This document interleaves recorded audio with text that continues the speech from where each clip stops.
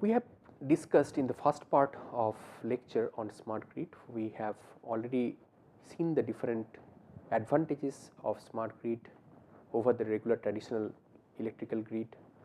We have also seen that the smart grid has different components, different facets. We have already discussed about two such facets of smart grid. One is the smart home, the other one is the consumer engagement. We are now going to continue and look at the other four facets of smart grid. So, we will start with the operation center.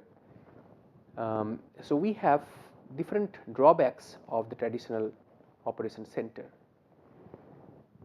For example, traditionally these operation centers, they try to make sure that the amount of generated energy is getting used. The grid is unstable if the grid voltage drops due to excess energy generation. There is limited control capabilities and there is no means to detect oscillation which leads to blackout. And there is limited information about the energy flow through the grid. In a smart grid, it is possible, the smart grid basically overcomes some of these different difficulties with respect to the operation center by providing information and control on the transmission system, making the energy grid more reliable and minimizing the possibility of widespread blackouts. For monitoring and controlling the transmission system in the smart grid, something known as the phasor management units or the PMUs are used. These PMUs, what they do is they sample the voltage and the current with a fixed sample rate at the installed location and then provide a snapshot of the active power system at that particular location, and this way it increases the by increasing the sampling rate, the PMU provides the dynamic scenario of the energy distribution system. The PMU helps to identify the possibility of blackout in advance, and these multiple PMUs can be connected together, can be networked together to form something called the phasor network, and this connected information of the phasor network can then be fed to the SCADA system.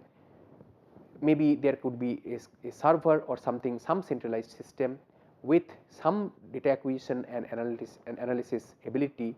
It can be fed and further analytics can be performed for better use of that particular information. So, these operation systems, operation centers, they have the self-healing capability. So, these self-healing, by the self-healing mechanisms, it is possible to dampen unwanted power oscillations.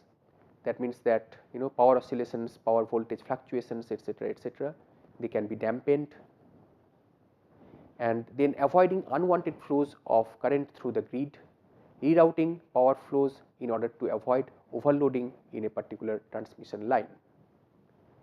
And this is possible through the distribution intelligence or distributed intelligence incorporation of it into the system.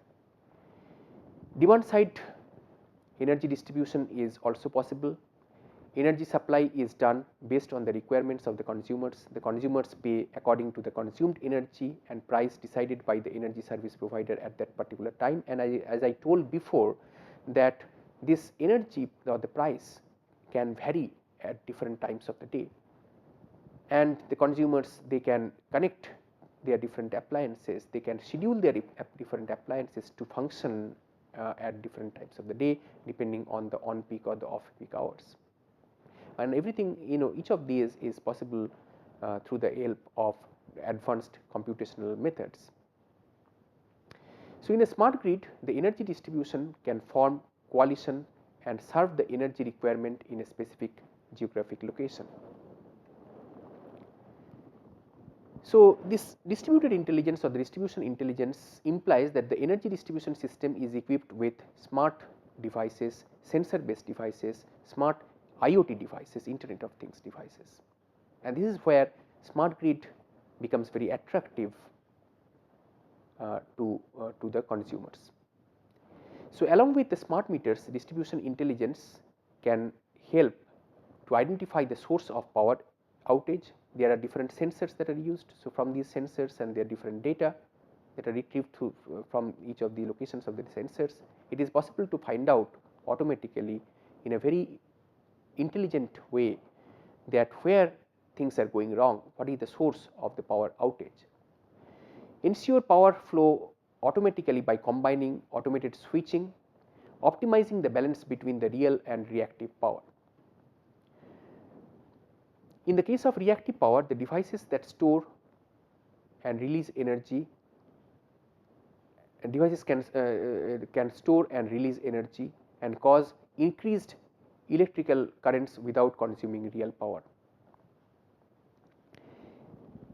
The intelligent distribution systems can maintain the proper level of reactive power in the system and protect and control the feeder lines in the transmission system. Now, let us look at the other component or the facet, as I was calling it, of the smart grid, which is called this plug-in electrical vehicles, PEVs, or if it is a hybrid electrical vehicle, plug-in hybrid electrical vehicles, or PHEVs.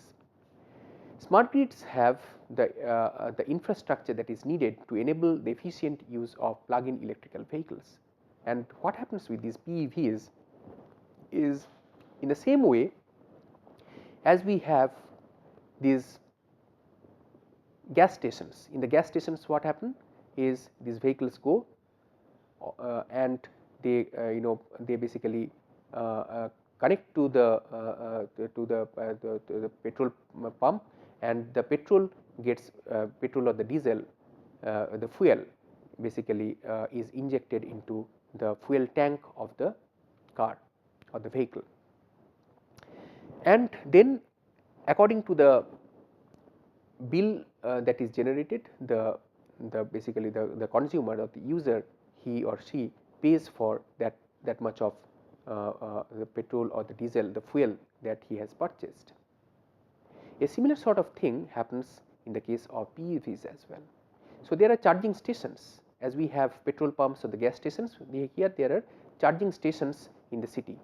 So, these electric vehicles, they are going to go and they are going to connect to these different points where it can be charged, the vehicle can be charged, and depending on how much charge has been received by the vehicle, the owner of the vehicle, basically the owner or the driver basically pays for that much unit of charge that has been consumed, that has been used, that has been transferred to the vehicle. A very similar sort of analogous situation happens in the PEVs. So, this is very interesting. And plug-in electric vehicles, PHEVs, basically what happens, it is hybrid vehicle, it is a hybrid electric vehicle. So, here you have not only electric source of energy that drives the system, but also the traditional gasoline or traditional diesel, gasoline, and so on. So, we have hybrid sources of energy driving the vehicles. Sometimes it will be running on diesel, a bus can be running on diesel, a hybrid bus, hybrid electrical vehicle. Sometimes it can be running on the electricity. So, we have both the sources of transmission of power. PEVs basically help in reducing the dependency on oil, and these are clean sources, because electricity is a clean source. So, there is no pollution when running on electricity. PEVs rely on power plants to charge their batteries, and energy service provider encourages the consumers to charge the batteries of PEVs in off-peak hours. PEVs also can be used as a energy source in on-peak hours. So, let us look at this particular figure. So, what we have, as we can see, is here we have the power generation system, and this is the figure that we have seen earlier as well, but here we are going to look at it from a different perspective. So, we are going to look at it from the communication perspective here. As we have seen that we have two types of flows of information. two types of flows. One is the flow of energy, the other is the flow of information. So, we have the traditional flow of power, the energy, the electricity, and we have the additional information flow. So, this has to be and why it is required? It is required because sometimes it might be required to for the consumers, for example, to operate upon some of their appliances or can feed some information to this to the power center, to the service provider. Service provider can be receiving some information, there's intermediate systems can be receiving some of these information from the consumer through their smart meters and so on. So, you see that what we have is not only the flow of energy, but also the flow of information. So, communication is very important. Smart grid, one of the important components is the communication component. And here we have the smart appliances, smart meters and gateways. These are the communication gateways, the network gateways. And we have the data aggregator units, the DAUs. The data aggregator units basically aggregates the data from these different appliances at different homes. From each of these homes, so each of these homes and their corresponding smart meters are connected to the DAUs. And then we have the meter data management system, the MDMS. So, these are the different components of the communication aspect of smart grid. So, as you can see that each of these components, they can form different nodes of the traditional networks that we are familiar with, as we discussed in a previous lecture. So, different networks are associated with the smart grid communication. We have, in the case of smart grid, we have different terminologies like neighborhood area network, wide area network, IP network and sensor and actuator networks. So, we have different types of networks. So, for smart grid appliances, the available protocol that are used are CBus, DECT, the NOSEN and the universal power line bus. And I am not going to go through, but the corresponding data rate and the main feature are given in the slide in front of you. Similarly, what we also have are the thread, the Zigbee and simple cable solution SCS with their corresponding data rate and their corresponding features given over here. Some of these like Zigbee is something that we have already discussed in a previous lecture, and this is not very Zigbee is very attractive to have low data rate, small short range communication established between different nodes in the network. For example, different sensors, it is possible, sensors in the smart grid, it is possible to have Zigbee communication between them. We also have different other components like the smart meters and the gateways, where each gateway connects very closely to the smart meters. The gateways communicate mostly based on Wi-Fi, which is 802.11. The gateway helps in the two-way communication, and the smart meters forward the energy consumption information from the home appliances to the gateways and forward the billing amount and the control information from the gateways to the home appliances. These gateways act as link between the smart meters and the data aggregation units. The data aggregation unit aggregates the energy consumption or energy request of certain geographical area. This is very important and this is very much required. So, what we have is we have a very complex problem, and this complex distributed problem can be solved with the help of the traditional grouping or clustering based mechanisms. So, use of DAUs is very similar to clustering approach. So, what we are trying to do is for every few entities in a particular area we are going to have these DAUs. These DAUs are going to be the aggregators of the information and the energy consumption, etc.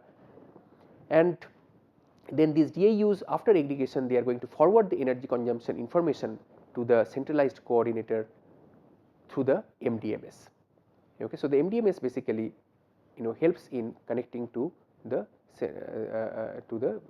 centralized backend. and it maintains a buffer to queue the DAUs. Basically, they maintain a buffer to queue the energy consumption information of the consumers. The MDMS acts as a centralized coordinator for smart grid communication. It is handled by the service providers, and it is part of the operation center. The MDMS decides the price per unit energy to be paid by the consumer. So, the MDMS plays a very important, very crucial role in the functioning of the smart grid. So, we need to understand this thing very well. The DAUs basically send the data to the MDMS, which is located in the smart grid backend at the service provider end, and it is a centralized coordinator for the entire smart grid, and it is part of that operation center and decides the price per unit energy. This is very important. It decides, the MDMS decides the price per unit energy to be paid by the consumers at different times. The next part is very crucial in the smart grid communication, which is the security aspect, and it is very crucial because we are dealing with not a traditional power system, but a cyber physical system, and as it happens in any cyber based system and any cyber physical system, security is very important. There are different types of vulnerabilities in a smart grid. We have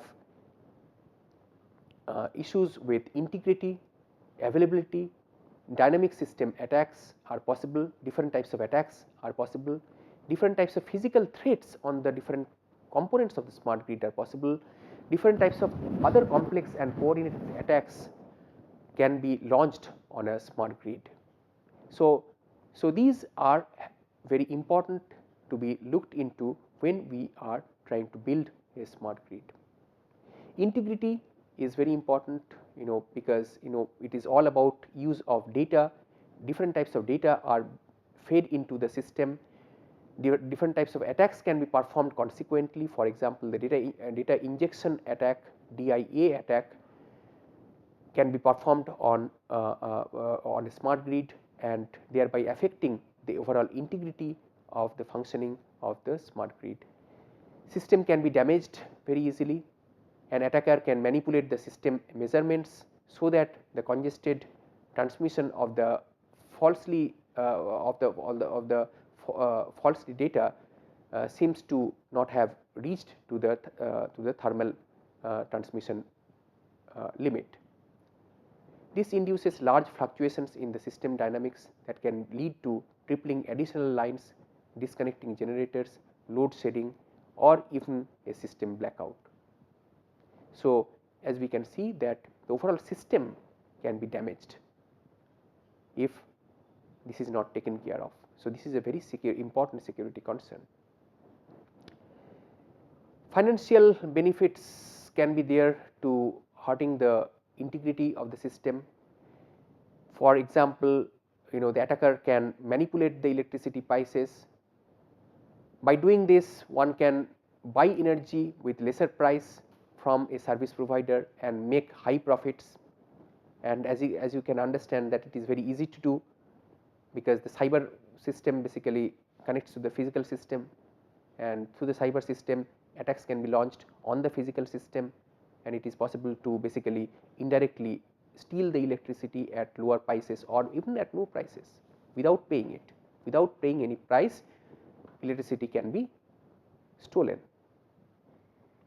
Different time synchronization attacks can be launched, where an adversary can manipulate the time reference of the timestamped measured phasors to create a false virtualization of the actual system conditions, thereby yielding inaccurate control and protection actions.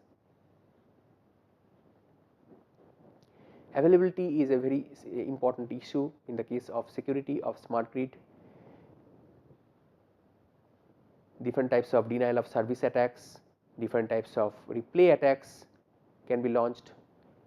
So, in a replay attack, basically what happens is the attacker injects the input data into the system without causing changes to the measurable outputs.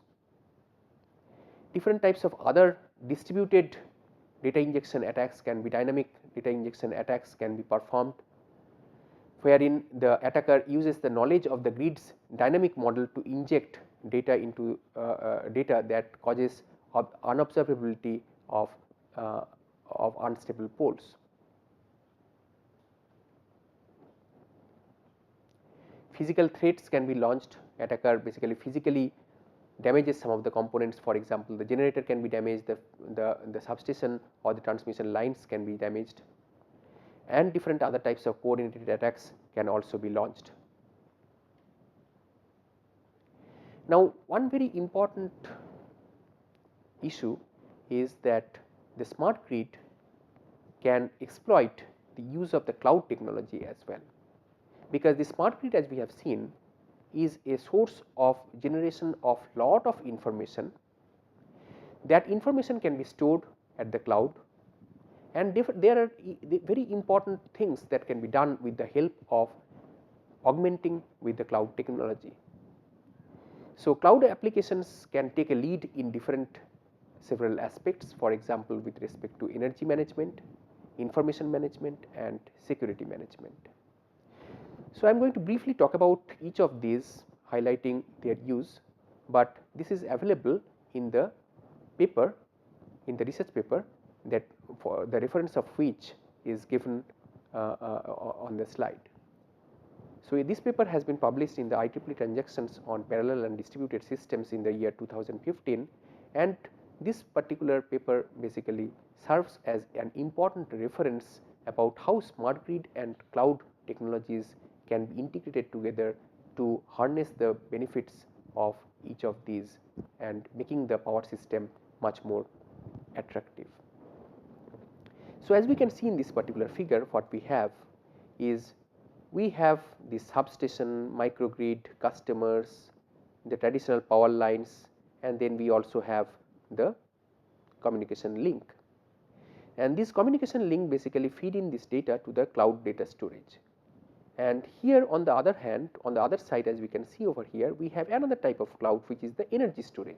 So, we have the cloud energy storage, which basically stores the electricity over here, and on the other hand, this information can be stored in the cloud data storage. So, bringing the energy storage and the data storage together, two different types of cloud conceptually we are talking about, is made possible with the help of these cloud integrated smart grids. So, energy management and cloud applications are very interesting. The energy management in smart grid can be more efficient by using cloud applications. With the integration of cloud, requests from the customers are scheduled, which are to be executed depending on the available resources, priority and other application constraints. So, this is very interesting because so on the cloud side there are different models of cloud which can be utilized over here by the smart grid for energy management.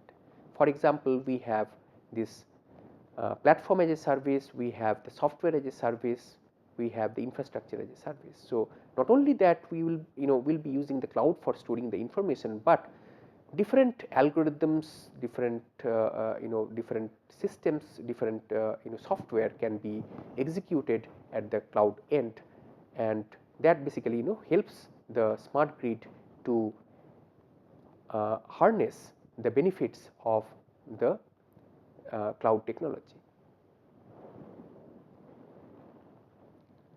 Integrating cloud computing applications for microgrid management in the form of in the form of different modules such as infrastructure, power management and service.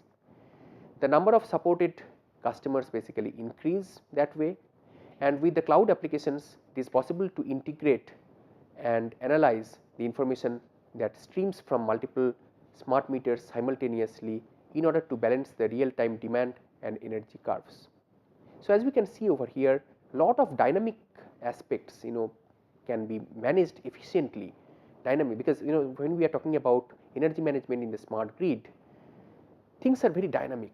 Not only the pricing is dynamic, everything is dynamic. Energy generation, energy distribution, energy use, pricing, each and everything is dynamic, and all of these require smart algorithms and software to help in in achieving all of these particular features, these specific features, and the cloud can help in achieving this particular objective. Then another advantage is real time energy usage and pricing information can be shared, because so in the cloud we have these the communication backend, the network, everything is networked together. So this information about the energy usage, pricing information, they can be shared with the potential customers, and not only customers but also the other stakeholders. So that was the energy management. Then we have the information management. So information processing in smart grid fits well with the computing and storage mechanisms available for cloud applications. Information from different components and the supply and demand state conditions can be shared with the help of cloud computing. Real-time distribution, data management and parallel processing of information can be utilized using smart grid data cloud application. So if we can look over here in this particular figure, what we have are end users, substations, microgrids, utility providers communicating bidirectionally with the cloud data warehouse. So cloud data warehouse basically has all the data. So all these data can be stored in the cloud data warehouse. Also from this particular end, it is bidirectional because the data can flow also from this end to these different components. So we have this information flow in both the directions, and this information flow has to be managed properly. So then comes the security aspects, some of which I have already mentioned before. So security in the smart grid is very important. An electrical power system, an electric power information security and protection system can be developed using the cloud security mechanisms. Private cloud platforms are suitable for scaling out and processing millions of data from the users, and using the cloud computing platforms, the electrical utilities can quickly and efficiently deal with malicious software. So here this particular figure is very interesting to look at. We have at the very bottom the users, the utility, microgrid, third party, and through different authentication and authorization mechanisms, these in the interim we have these web services. So these basically can feed in the data from these different devices. Authorized data, secure data can be fed in and can be stored at the cloud end, and the other direction also the same way, because we have these different models of the cloud, IaaS, PaaS and SaaS, and these data can be basically shared bidirectionally between these devices and the cloud models, and that way these components, the intermediate components and the layers can be made much more efficient and secure, thereby making the system much more secure than the traditional smart grid. So cloud basically helps in this particular, in the security process, cloud basically helps in a big way.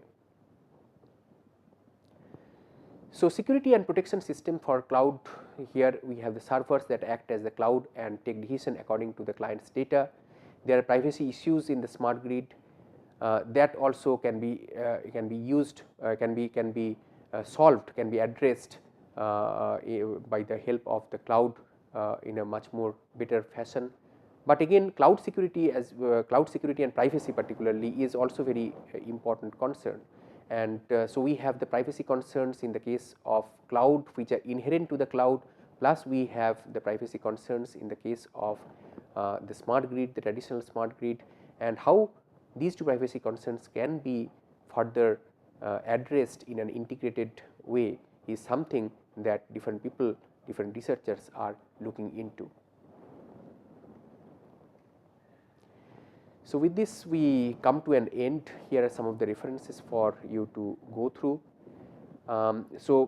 This particular paper, it is authored by me, it is published by IEEE Communications magazine, and there are a few other papers I was already mentioning about plug-in electrical vehicles and plug-in hybrid electrical vehicles. This particular paper you can have a look at to understand how in the smart grid and PEV or PHEV context, how dynamic pricing can be made possible. This is one such solution which talks about it. Integration of cloud to smart grid, this particular paper which has been published in the IEEE transactions on parallel and distributed systems. This is a important, this is a very interesting source, I can say, and this is one of the kind, and so by going through this particular paper, one can understand the different aspects of or the different challenges that are going to be faced by integration of cloud with the smart grid, and different aspects like the how residential energy management can be done in the smart grid.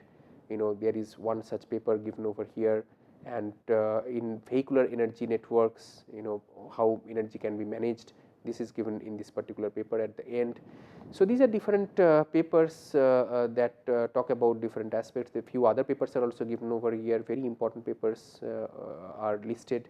So one can, if you are interested, further interested to learn about smart grid, these are important rich sources of information about smart grid. So what you might have noticed is, so what I try to do in this particular lecture is to, keep our discussions at the level of motivating and trying to understand how smart grid is important, but we try to abstain ourselves from deeper discussions about how to build a smart grid. So that is, here basically, our focus is not on how to build a smart grid, but what are the different aspects of smart grid. Smart grids, if somebody is interested, particularly somebody from power systems background, if they are interested to build a smart grid, what are the different issues that have to be taken care of, and so these are the this is the focus of this particular lecture, and how smart grid plays an important role in the IoT context, because our course is on IoT, Internet of Things. We do not want to really understand deep into each of these technologies, but we want to get introduced about